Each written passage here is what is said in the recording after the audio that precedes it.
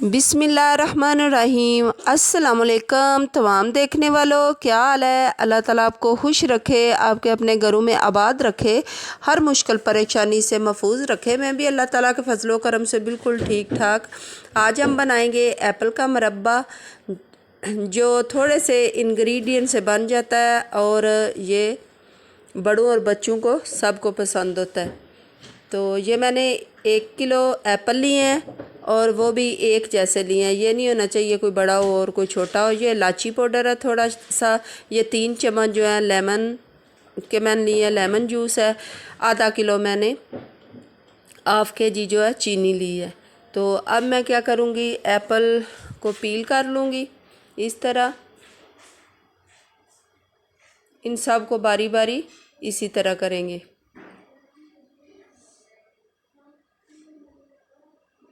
ये आप बड़ों को बनाकर, जो बूढ़े घर में होते हैं उनको दे सकते हैं, क्योंकि उनसे ये चबाए नहीं जाते। तो ये अगर इस तरह मुरब्बा बना के दें तो वो भी खा लेंगे, और बच्चे भी कुछ एप्पल नहीं पसंद करते, वो भी शायद शौक़ से ये खा लें। तो आप इसे घर पे ज़रूर बनाना। तो इस तरह फोक की हेल्प से मैं इसमें सारे होल कर लूँगी, ताकि जो चाशनी वगैरह है वो सारी इसमें जज़ब हो जाए अंदर तक।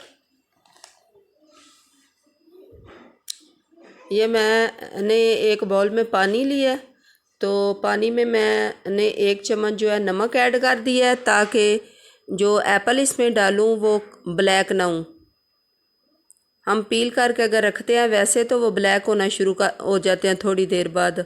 तो अगर इस तरह नमक वाले पानी में मैं डाल के रखूँगी तो जितनी देर तक मैं पील करूँगी उतनी देर तक ये ब्लैक नहीं होंगे। तो इस तरह सारे मैंने करके तो रख लिए।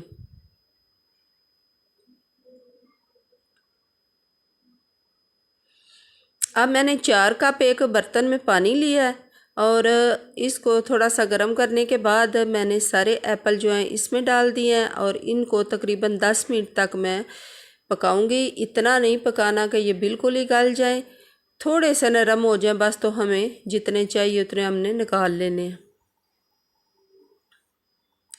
10 मिनट गुज़र चुके हैं और ये मैंने देखा है तो जिस तरह के मुझे चाहिए थे मुरब्बे के लिए, ये उसी तरह के बिल्कुल है। ना ज़्यादा सख्त है और ना ही ये ज़्यादा नरम है। ये देखें,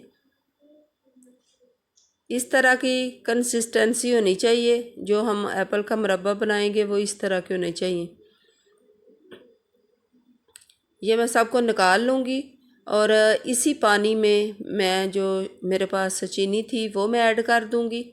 ये 4 कप मैंने पानी डाला था और ये 3 कप रह गया, और 3 कप में मैंने ये चीनी और इलायची पाउडर डाल दिया। तो साथ ही जो लेमन जूस था वो मैं ऐड कर दूँगी, और इसको हमने तेज़ फ्लेम पे बनाना है। अभी मैंने फ्लेम ऑन नहीं की, ये वैसे ही जो चीनी है ये मेल्ट मैंने कर ली है। अब मैंने फ्लेम ऑन किया और इसमें मैंने एप्पल डाल दिए।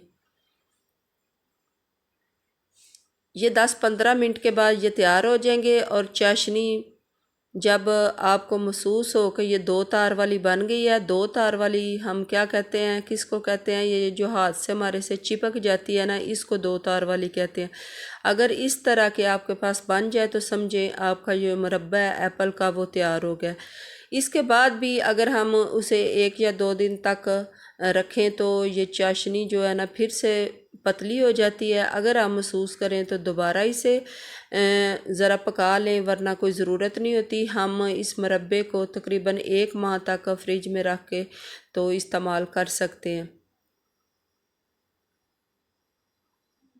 या मैं सर्व कर रही हूँ, तो ये बहुत ही टेस्टी बनता है, और डॉक्टर भी कहते हैं कि 1 एप्पल जो है रोज़ाना इंसान को खाना चाहिए। इसमें बहुत ज़्यादा फ़ायदे हैं।